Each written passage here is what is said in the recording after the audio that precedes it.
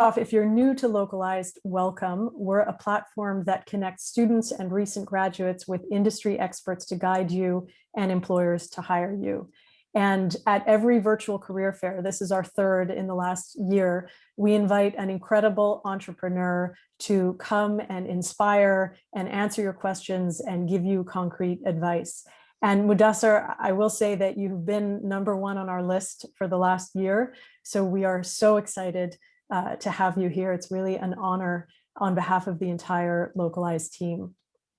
So as we dig in, I do want to mention that there are employer booths that are happening simultaneously and also throughout the afternoon. So please be sure to go and interact with some of the incredible employers that are looking for talent like you. You can meet with them, they can give you advice, they can tell you about their process and answer your questions. Now, to introduce Mudassir and lead this discussion, I'd like to welcome our moderator, Nabila El-Shaeri, who just graduated a week ago from Indiana University. So congratulations, Nabila, with a bachelor's in visual communication design. And Nabila is also in Dubai. She's interning at Johnson & Johnson with Neutrogena's marketing team. So take it away, Nabila. Thank you so much, Ronit. Hi, everyone. I'm so excited to be here. Welcome to this Localized Fireside Chat with our very special guest, Mudassir. Please, everyone, feel free to introduce yourselves in the chat and post any questions that you may have. And I'll try to cover as much as I can. Mudassir is well known in the Middle East and North Africa region as the CEO and the co-founder of Careem, which launched in 2012 and was acquired by Uber in the largest acquisition in the Middle Eastern and North African history. Previously, Mudassir worked in tech and at McKinsey. Welcome to Localized, Mudassir. It's such a pleasure to have you. Well, thanks for having me, and congratulations on graduating, Nabila, and Ronit, thanks for having me. Thank you so much. So we have students coming in and fresh graduates from all over the world. We have people from Palestine, from Jordan, from the US, just from all over the world. And a lot of us, especially in the Middle East, are very familiar with Careem. I've personally used it many times. So I'm sure we're all very curious as to how it started. How did you start Careem? What motivated you? Thanks for being a loyal customer, Nabila. And the journey for Careem started in a slightly different way than many businesses start, because generally you have an idea and you pursue that idea and build that into a business. Mm-hmm. For us, there was a desire to build a business to do good. And then we said, let's find the idea that we can go and make into a business. And the way it started was back in 2011. It was started by myself and Magnus Olsson, a Swedish guy in the Middle East. Both of us were working at McKinsey together. And in 2011, Magnus had a bleeding in his brain.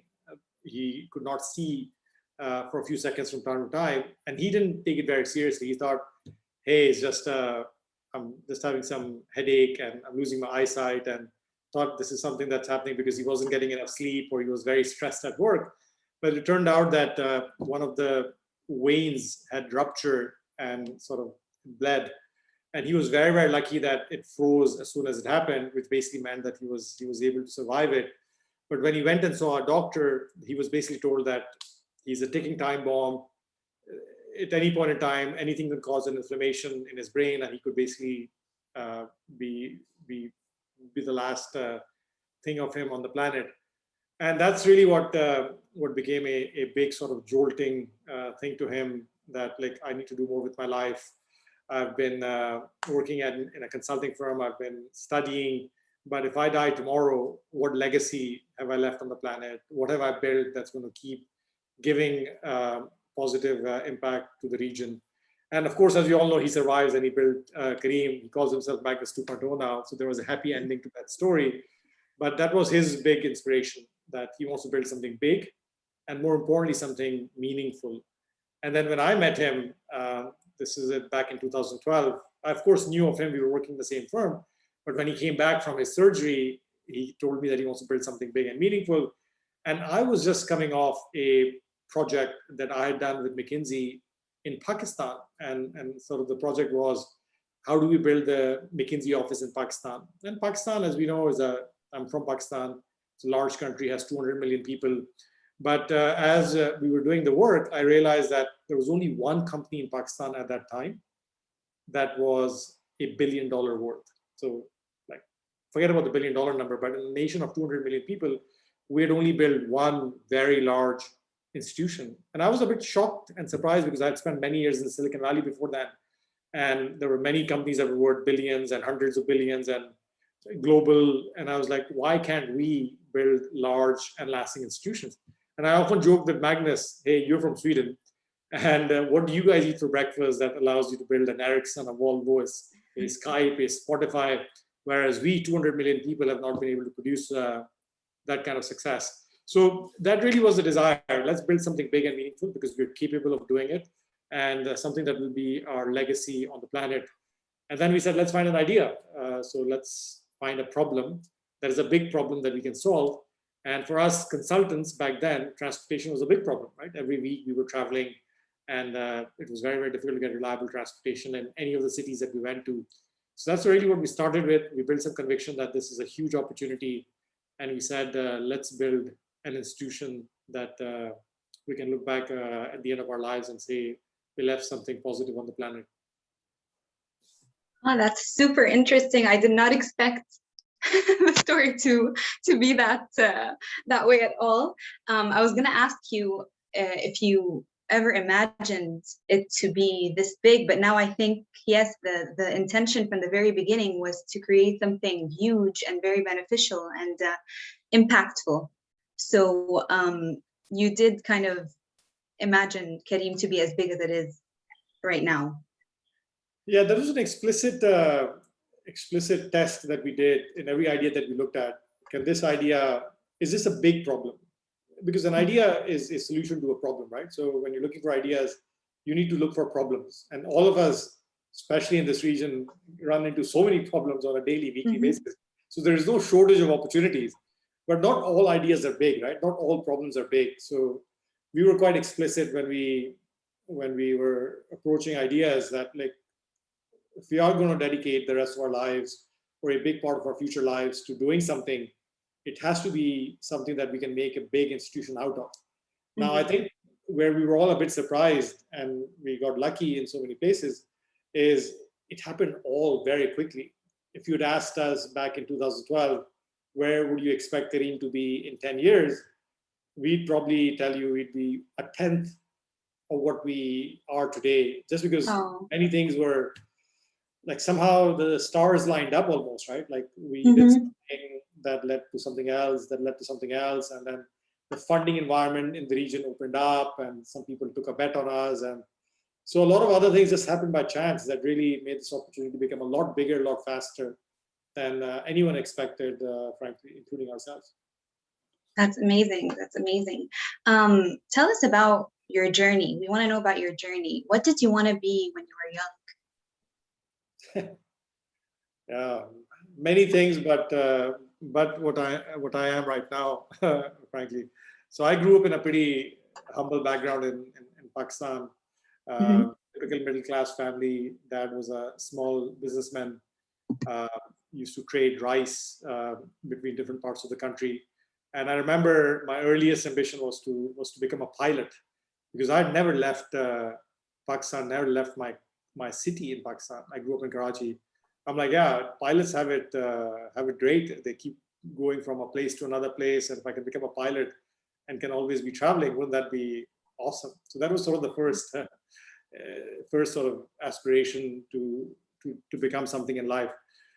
But that didn't last for more than high school, right? As soon as you go to high schools, you realize that, wow, you can do so many more things than be a pilot or be a doctor or be an engineer or a businessman. And I took one, I was always good in math, but I took one course in computer science in my freshman year in college. Even though I'd gone in for an econ major, I really enjoyed computer science. And I realized that this is 95, 96 in California. Everyone was talking about computer science. I'm like, look, I enjoy this thing. And seems like it's the right time to be doing computer science. So maybe I should add on a major. So I was doing econ, but then I also added computer science and did a double major. And I graduated in 1999. And this was almost at the height of the dot-com bubble. So either I could have gone into banking or something else because I had the econ major as well. But if you were graduating in California in 1999, you could not avoid being in tech, right? Tech startups were a big thing back then. So I joined a tech startup, joined another tech startup, then did one with some friends, and none of them were successful. We had some disastrous failures in the early days of experimenting. But then the last one that we did was somewhat successful. We built it for a while. It was finally acquired after 8 years. I had left even before it was fully acquired because I wanted to be a little bit closer to home. So I had moved to the region to be close to my parents. I'm the only son, felt a certain sense of responsibility to be with them.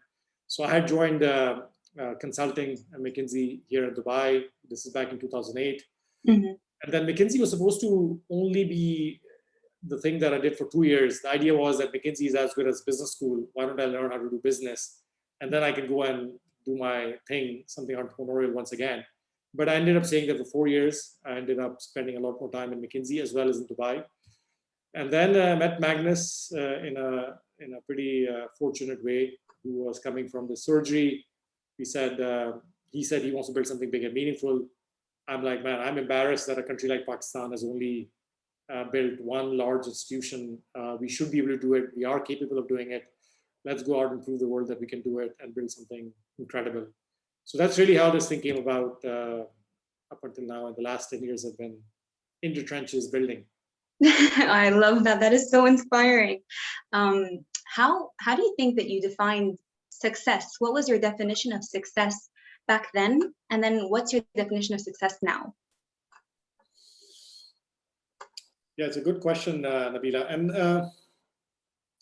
for people in the audience that are familiar with the Maslow pyramid and the pyramid of needs, it really sort of played out for me personally. Because like I said, I came from a pretty humble background, and my dad didn't even have money to send me to college except for the first semester of college. So for me, success initially was just to survive, right? And all the sacrifice that parents did to sort of give us the education, give us the initial upbringing, invested in sending me abroad, sort of not to disappoint them, right? Like, let's make sure that everything they have done reaps some rewards for them and the family. So it was really at the bottom end of the Maslow pyramid in the beginning. But as sort of that box was checked, then I started building a little bit more confidence that, look, I can do a lot more than just survive and make sure that my parents are proud of me. Then I started being a little bit more ambitious, saying, look, let's go out and build amazing things. Because you have to imagine, like, this is 99, 2000, I'm graduating from college. Everyone around me is doing startups, and these startups are getting a ton of funding, which looks very similar to today, but this is like 20 years ago. Startups are getting a ton of funding. People who had nothing to their name, no major experience doing anything, are becoming very successful very, very quickly. So I'm like, man, like, I was a pretty good student. If this guy who's getting these grades in college can do this, then I got to be able to do this as well.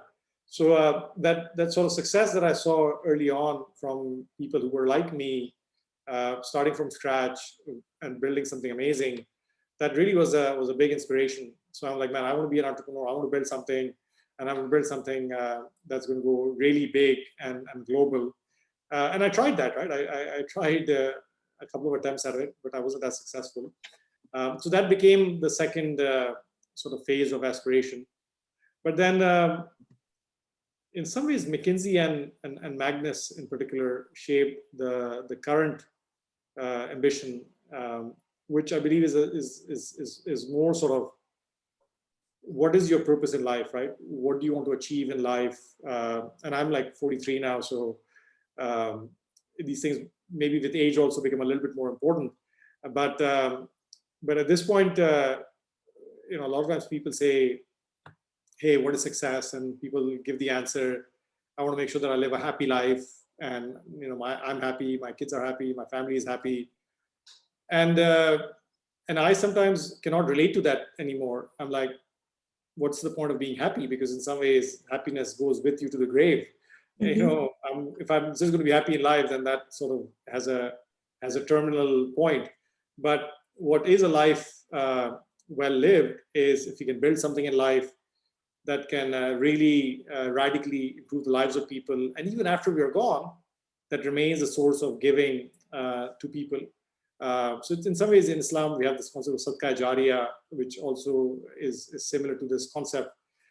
So that's for me success at this point, to your question. If I can, over the next 20, 30 years, build Careem into something that becomes an institution in the region that helps most of the people in the region live better lives as a result of Careem being in their lives, that would be super, super awesome. It would be super awesome. We have a lot of fresh graduates and a lot of students that are with us here today, and they're very happy to be listening to what you're saying. I'm wondering what advice would you give recent graduates, especially now with the pandemic and everything? How can someone find their purpose? How can they match it with their careers and their ventures? Do you have any advice for people like me? Yeah, no, it's a great question, and it's really amazing to see these kind of forums where people can get this kind of advice. But the two things I would really, maybe three, but the three things I would really share is, number one, if you're starting out now, just at the very, very early stages of your career, your first priority should be learning. Make sure that you learn as much as possible, as fast as possible, and make this a priority above everything else. Sometimes when we're graduating, we're getting multiple offers from companies, and we say, okay, who's paying me the most? Who's giving me the best title? Which company has the best reputation? And look, all of these things are important and proxies to something. But I would basically ask the question, hey, where am I going to learn the most, right? Which group of people can I work with that's going to make sure that I, learn faster than anyone else on the planet? Because this is the time to be learning. And the more you learn, the more successful you will be long term. But if you start optimizing for other things already at this early stage, then you will not make the investments that you need to be making today in your career that will actually pay dividends over time. And there was one very interesting thing I heard.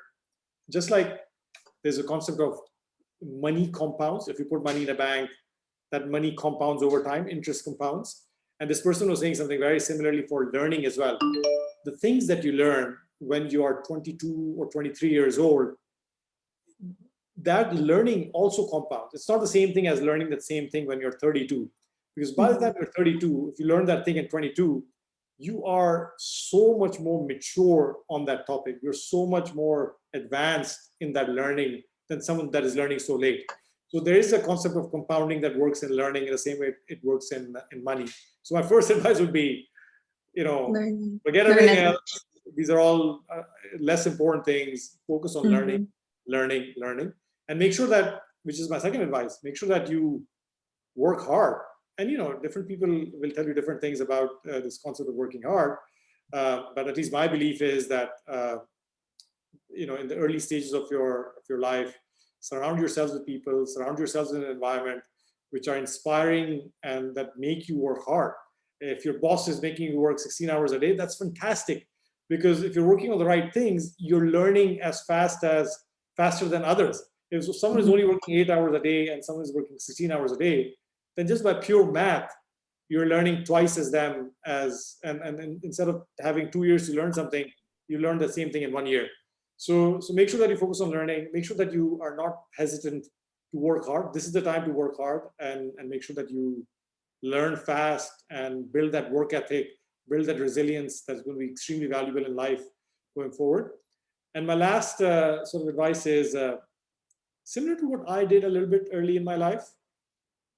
The confidence wasn't there. If I had not graduated in 1999 in the Silicon Valley, I don't know if I would have built that ambition to achieve something big in life, and frankly, all of you, I'm sure, who are listening are extremely capable of achieving anything that anyone else in the world is capable of. But a lot of times we are limited by our ability to think and act big. So make sure that your thinking and your ambition doesn't shortchange you. Make sure that you're shooting for the moon and then making all efforts to get to the moon. And if you don't shoot for the moon, you're not going to get to the moon. But let's just make sure that your ambition level is super, super high in an uncomfortable way. So learn, work hard, and shoot for the moon. Learn, work hard, shoot for the moon. I'll keep this in mind. So now with the pandemic and everything, of course, the pandemic has brought a lot of obstacles to a lot of people, especially to students and people who are graduating and looking for jobs and so on. Personally, I graduated online, and it was very hard to grasp that, like all those years of the hard work and everything, the closure wasn't fully there. So obstacles are a part of achieving anything, of course. And I know that for sure failure is a good way to see opportunity, for sure. Like a problem is a good way to see opportunity, of course. But I feel like there's a specific mindset that someone has to have to be able to be prepared for obstacles to come along their way, or to be able to overcome obstacles. What kind of mindset does one have to be able to actually achieve what they want to, disregarding the obstacles that come their way? Yeah, it's an interesting question, and there are some books written on this topic as well. I think they call it grit sometimes, and this sort of ability to persevere and not give up. And look, it's probably a function of two things, right? One is there needs to be some resilience in oneself. And many of us grew up in relatively challenging environments growing up, and sort of there was a new challenge every day from unexpected places, and you didn't have a choice but to overcome them. And that's how you sort of lived your life. So you automatically sort of build that resilience. But in other circumstances, in other environments, they don't happen as easily. So for example, I have a few kids, we live in Dubai. As you do, life is pretty comfortable in Dubai, right? Yep, for sure. It's hard to have this concept of hardship. Sometimes we wonder, like, how do we give hardships to our kids so that they can build that resilience? And then the answer is maybe turn off Wi-Fi, and that's hardship for them. But I think it's just you have to push yourself in situations that are challenging, that are difficult. So it's maybe part of sort of growing up, and part of sort of pushing yourselves to do things that you don't think are possible, pushing yourself to do things that look challenging. So that's just one maybe practical way to sort of learn to get used to it. But then second, it's probably even more important, it goes back to the same thing we were discussing a bit earlier, right? Like confidence. If you believe that you can do it, then you're not going to give up, right? You're going to do whatever it takes to overcome that obstacle. So that belief, that confidence, that conviction in one's ability to to do what may is also important. So from a mindset standpoint, man, everyone is capable of everything. You have to just believe it, and if you don't believe it, you're basically just underutilizing your potential. You're shortchanging the potential that God has given you. So believe that you can do anything in life, and that automatically, that belief and that mindset, which is true, will make you go through the wall and go through crazy things. Yeah. It's just important for someone to believe in themselves, have the confidence, they can do whatever they want to do if they just give themselves the self-belief. Totally agree. Yeah, totally aligned. Do you ever get scared or uncertain about things now? How do you manage fear and uncertainty?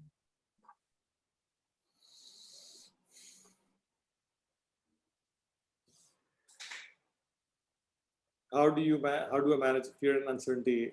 Yeah, of course. Everyone gets intimidated from time to time, and different kinds of things intimidate you now than before. There's no physical or other type of things that I have to worry about in my life in the way that it is at the moment. But yeah, like there were many parts in the Careem journey where we didn't have any money. Uh, Things happened that made us very worried whether we'll even survive. We had a lot of people working at Careem. Will they have their jobs? What will we go back and tell our families what happened? So yeah, failure can be intimidating, and every journey, regardless of what anyone tells you, will have their ups and downs, right? There's no journey that is, straight line going up. Every journey goes up and then comes down, then it goes up again and comes down again. And some of these you don't come back from. You can just go down and it keeps going down. But if you work hard and if you do the right things, you come out. So how do I deal with these things? One, it is super helpful to have others that you do it with. So the fact that Magnus was in this journey with me, and I had Abdullah as a third co-founder at a slightly later point in the journey, it is really very helpful to have people that you're doing things with. Because when you are down, when you're not sure, others are up, and others are down, you are up, and just makes it easy for people to pull themselves up when you're doing it with others who you trust, who you look up to, and who are also very capable and ambitious. So that's one thing that helps. Second, it is sometimes easy to get paralyzed by fear. You get super terrified and you're like, holy shit, what am I going to do now? There's nothing I can do, and like, what the hell? But the way that I found myself dealing with those situations is, let's understand what I can control. Like the situation, many of these things are outside my control and I cannot control them. But these are the 3 things that I can do, right? And I'm going to just make sure that I do the things that I can do in the best possible way, in the hardest possible way, and then I'll leave other things to the higher powers, right? So you look at your span of control and focus on that, and then things work themselves out, right? If you try hard and do the best you can, then somehow the higher powers support you. And maybe one last thing. There was a guy that I met early on. In fact, I didn't even meet the guy. I just heard his video, and he's no longer alive. But he said something very interesting. He basically said, look, if you're doing something with the right intention, then if you're spiritual, you can call God or you can call nature. If you're doing it with the right intention to do good to the world and to the people around you, then it's almost like you have God as your partner in that business or partner in that endeavor. And who better to have as a partner than someone that has so much control over everything? So make sure your intentions are clear. You're doing things for the right reason. Make sure that you are doing everything you can within your span of control to influence things. And then if you're doing it for the right reason, if you're doing everything you can, not 100% of the time, but at least 80, 90% of the time, things will start moving in your favor. Okay, amazing. I have someone in the chat, Camila. I think her name is Camila. She says, why do you advise people to work hard and fast like 16 hours? Where is balance? You can't be young forever. What do you think? Yeah, look, I think there's no one way to live life, right? Everyone lives life in the way that that they want to live based on their objectives. I personally subscribe to a thing that you work hard, you learn, and that with that learning, you give back with the ways that you can deliver impact on the world. Now, it doesn't mean that you kill yourself and don't balance, because let's admit this, right? You're going to burn out and then you'll be completely ineffective to everyone around you. So just like when we're going in the plane and they say what they say at the beginning, right? Look after yourself first, before you look after others. So, life is a marathon, right? It's not a sprint. So if 16 hours a day is a sprint for you and you cannot sustain it, I'm not saying I can sustain it. That 16 hours was just a illustrative number. Make sure that you are doing things that you must be doing to sustain it for a longer period of time.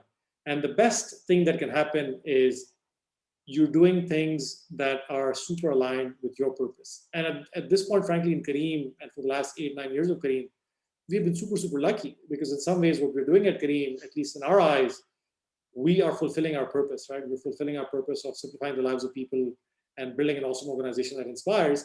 So it's not like it gives me energy, right? Like working hard at Careem, working 16 hours is not something that I get drained by, but the impact that we get from working hard is actually energizing, and you can work even harder when you get that energy. So if you're doing something that you like, you can work really hard, and it's super aligned with things that you want to achieve in life. But if you're not there yet, which many of us are not there for a long period of time, then just make sure that you're balancing it in a way that you can keep going, and you can keep learning and keep discovering what ticks you off, and then hopefully find something that really becomes your mission and purpose in life. Yes, I remember there's this quote that I always hear that's like, if you're doing what you love, then you never work a day in your life. Is that true? 100%. Great. So what would you advise all the fresh graduates and the students that we have here that are on the job hunt right now? So like I said, focus on learning. At this point, if you're just graduating, make sure that you are joining companies or joining teams where you believe you learn the most. And at this point in your life, that should be the most important thing. And don't worry about titles, salaries, any of that stuff. Just make sure that you're getting enough to, of course, survive, and let that not be a distraction for you. But learning should be a foremost priority. And also keep in mind that learning is also a big topic, right? You can do all kinds of learning. You can learn by doing, you can learn by observing, you can learn by surrounding yourselves with the right people. And my sort of experience is, if you work with organizations and people that are extremely capable, you can start learning quite rapidly.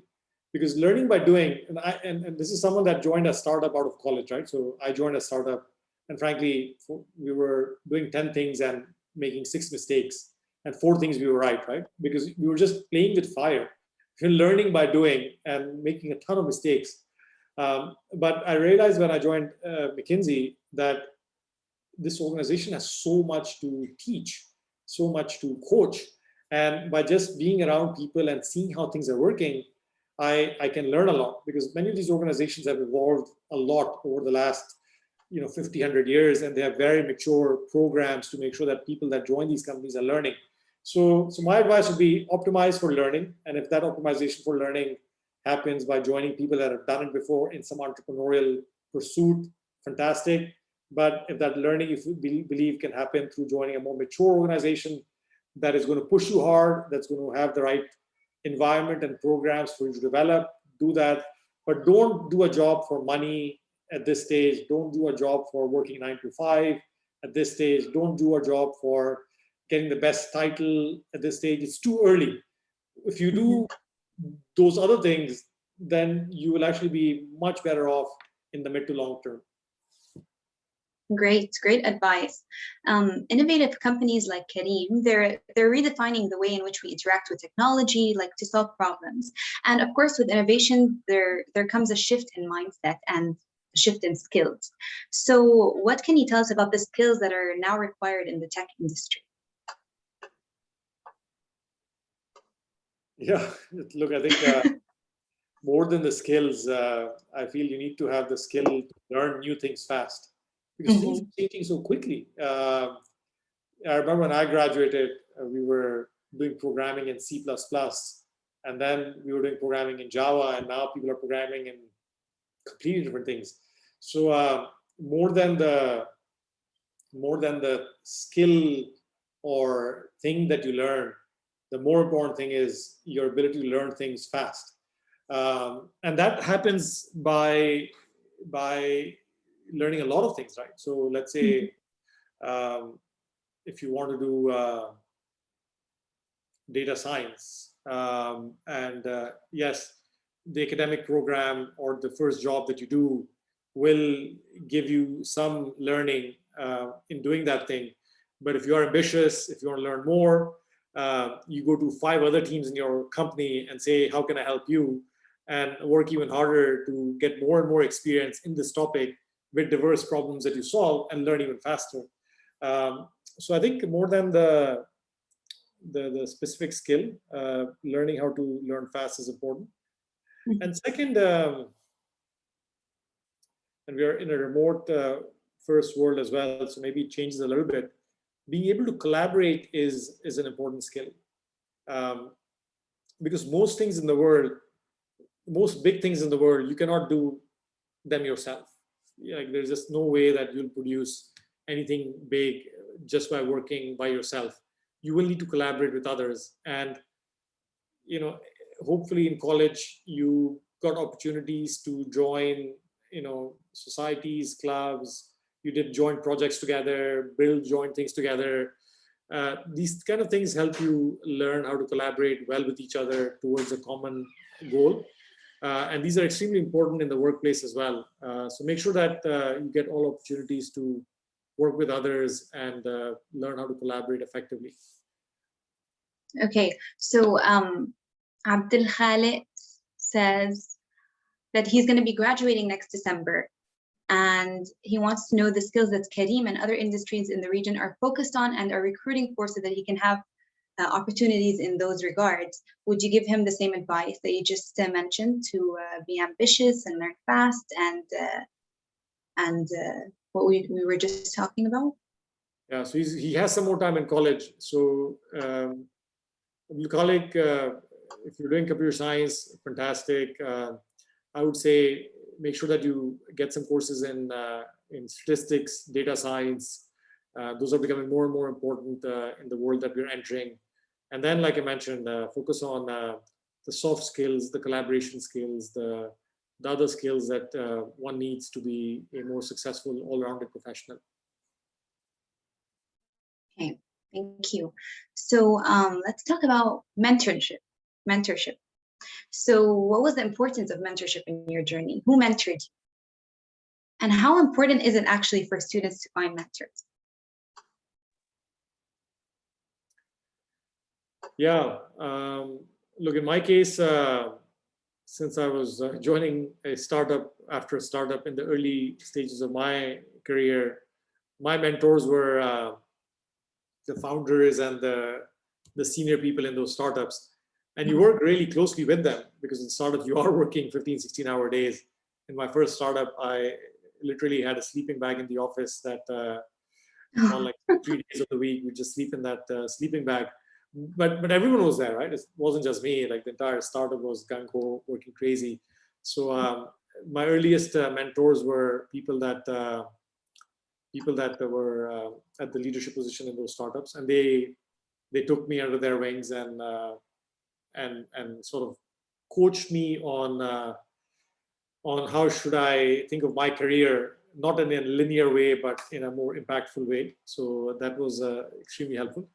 And the role of mentors is extremely important, because they've seen the full life cycle of what you will go through. Because look, I was a fresh grad 20 years ago. I made so many mistakes, right? Like I was focused on some of the same things that many people focus on, but someone that has seen the full life cycle will tell you these things are not important. This thing is important. Start optimizing for this versus this. So some of these mentors have just done it before. Know many people who have done it before, so they can just help you avoid the big mistakes and can make you a little bit more focused and effective. So I highly recommend mentors when you can find them. Have the humility that you don't have all the answers, regardless of how good you were in college. There are people out there that know a lot more than you, that have seen a lot more than you. So listen to them when they give you advice. Don't listen to everything that they say, but at least consider their advice with an open mind, and make sure that you don't completely dismiss them. And as much as possible, find mentors over time with different backgrounds, so that you're not just singularly focused on one aspect, but people can give you advice outside of your career as well on how to sort of live a happy life or a fulfilling life, regardless, depending on what you want from life. Amazing. What is one interesting fact that people may not know about you?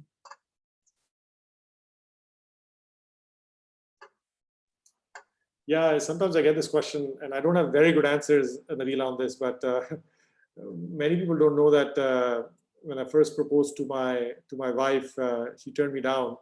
And I proposed the second time, she turned me down as well. And it was the third or fourth attempt where I finally convinced her to marry me. And it was a stressful and an interesting time in my life.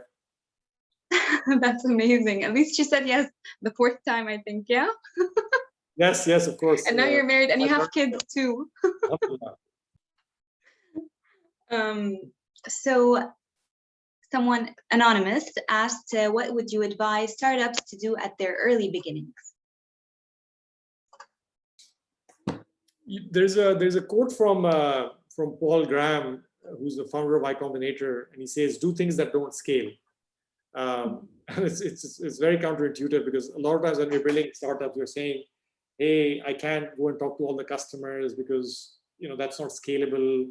I can't go out and put flyers under everyone's doors because it's not scalable." But I think that's one interesting advice that I've heard over the years. Do things that you need to do to find the product market fit at the early stages. And a lot of times, to find the product market fit, you will have to talk to a lot of customers. You'll have to understand their pain points. You have to focus on some segments that need your product versus focus on the entire country or the city or the region.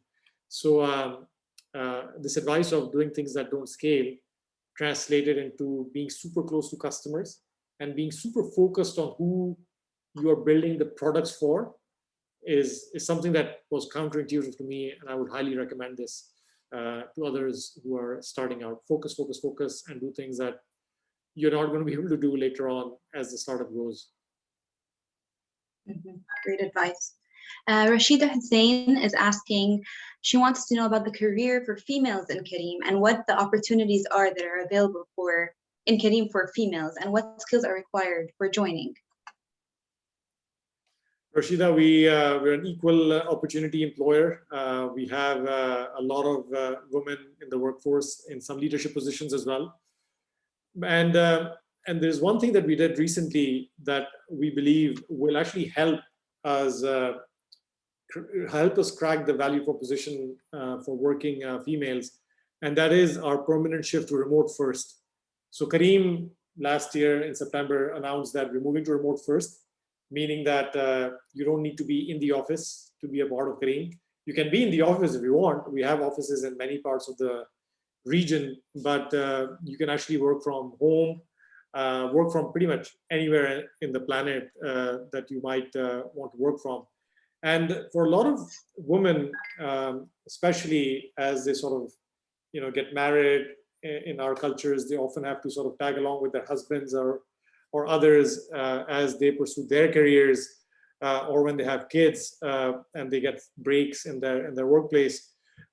We're finding more and more women are telling us that the flexibility that remote first offers gives them the ability to balance other priorities in life, and also gives them the comfort that because of all the other circumstances that happen in a woman's life, more so than a man's life, they'll be able to keep pursuing and keep growing, and those will not become handicaps for them. So, not that this was the primary reason for going remote first, but this was definitely one of the reasons we went remote first, to ensure that we can actually become an even more attractive place for a lot of exceptional women that we would love to hire and have them join us in this mission. Oh, that's amazing. Even me as a woman, I'm so happy to hear this. So knowing what you are now and knowing what you know now, if you could go back, what advice would you give to yourself, your younger self, if you could go back in time? The same advice that I've been giving you guys, optimize learning and just be focused on that. So many places in my early life, I was not as clear on this point as I am now. I was doing things for the wrong reasons, optimizing for the wrong things. So yeah, the one advice that I would give myself is optimize for learning at this stage, and then maybe at a slightly later stage, everyone has the potential. You have the potential. Shoot for the moon. It took me a while to get there. I know that you mentioned that in our culture, sometimes things are done differently in the Middle East or even all over the world. Sometimes, this is a question that I'm really curious about your answer, but sometimes there's an influence on your decisions because of the people that are around you that you love and you trust a lot, like your parents or your significant other, and you know that they want the best for you. But there comes a moment where you don't know whether to follow your heart or to satisfy the people around you who you know want the best for you. What's your answer to this? What do you think?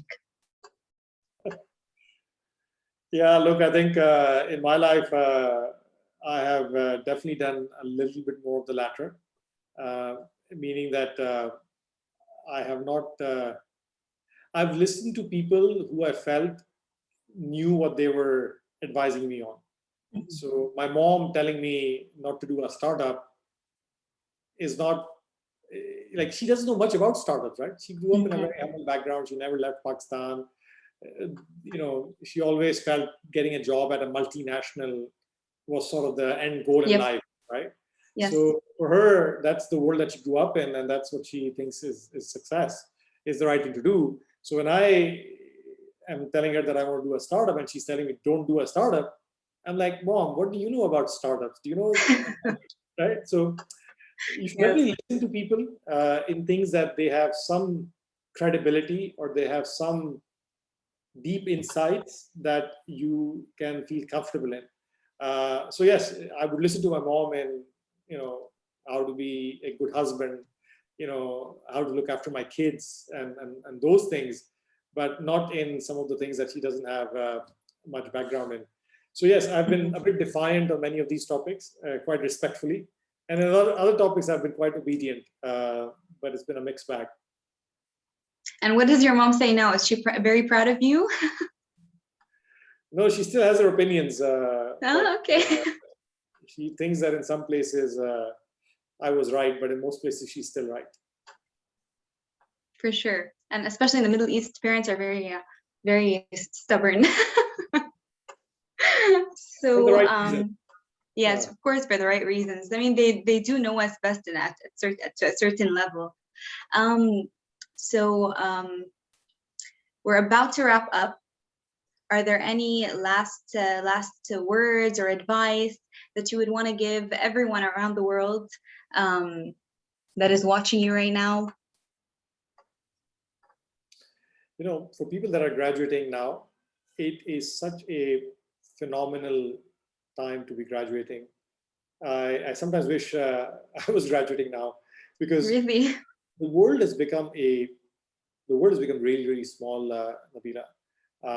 Many of us had to go to the US for studies.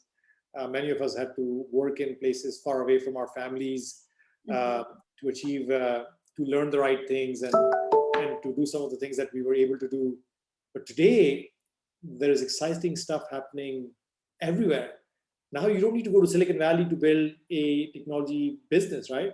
You can do this in Dubai, you can do this in Cairo, you can do this in Karachi, you can do this in many of the places that we come from.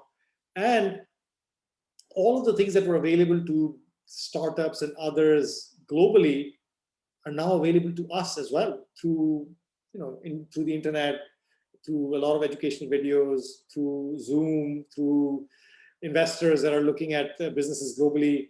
So I feel that the opportunities are abundant, and they are right where we are. We don't have an access issue anymore. Previously, if you didn't get a visa to go to the US, you were stuck, right? Like, okay, now what do I do, right? I'm like I'm done. But here, you don't even have to go to the US anymore, right? You can do many of these things without visas, without a lot of money, and without many of the things that were required back then. So in some ways, it's a phenomenal time to be graduating.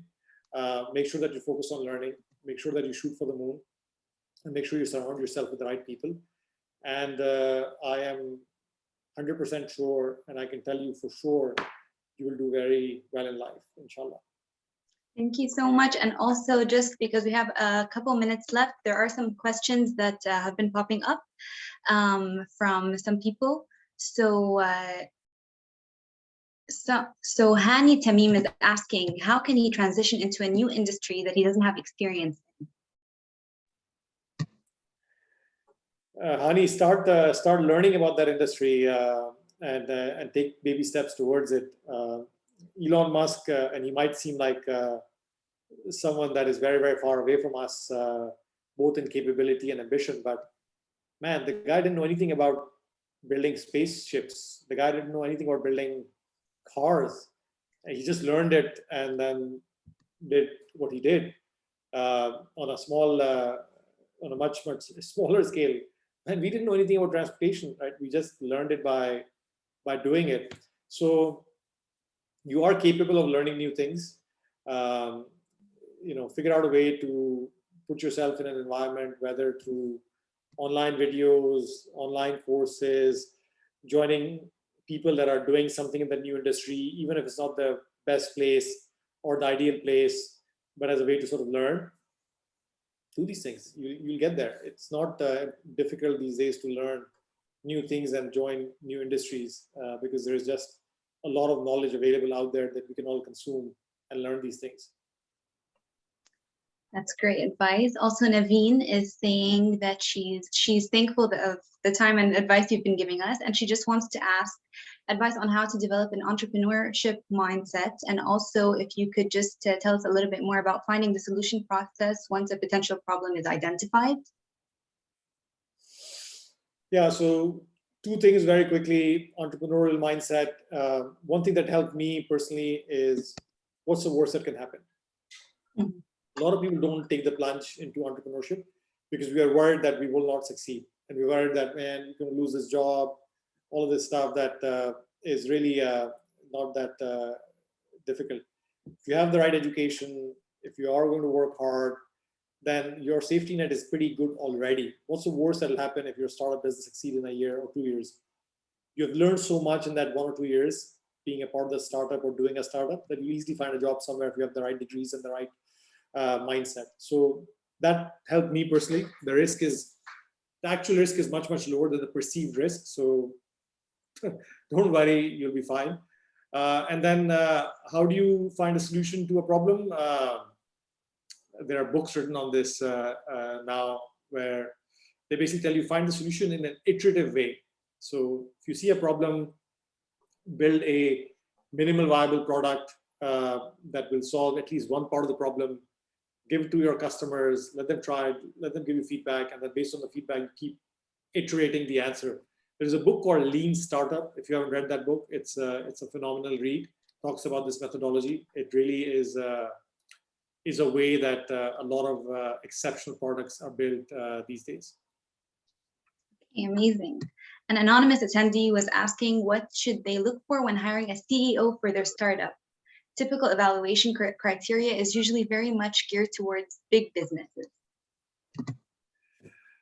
Yeah, look, in a startup, there's a book, again, a great book called Hard Things About Hard Things. If you're going to become an entrepreneur or if you're doing something in the startup space, read that book. It's actually quite helpful.